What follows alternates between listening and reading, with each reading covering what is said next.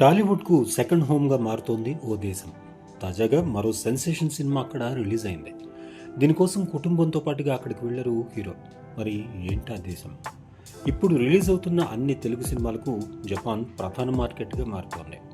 రజనీకాంత్ ముత్తు రికార్డులను తిరగరాసి మన జెండాను జపాన్ గడ్డపై ఎగురవేసింది.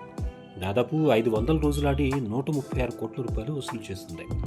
బాహుబలి సినిమాలకు జపాన్లో మంచి వసూళ్లు వచ్చాయి. ఈ నేపథ్యంలోనే అల్లు అర్జున్ సైతం జపాన్ వెళుతున్నారు. పుష్పత్తును జపాన్ బాక్స్ ఆఫీసులో దించుతున్నారు. జనవరి 16న జపాన్ వ్యాప్తంగా భారీ ఎత్తున విడుదల కానుంది ఈ సినిమా.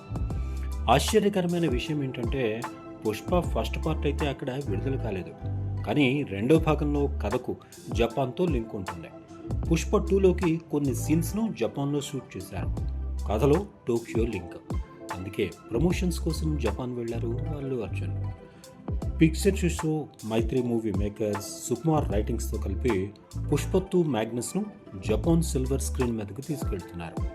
జపాన్ గడ్డపై ఇది క్లిక్ అయితే ఇండియన్ హిస్టరీలోనే ఆల్ టైమ్ బిగ్గెస్ట్ హిట్స్లో ఒకటిగా నిలవడం ఖాయంగా కనపడుతోంది.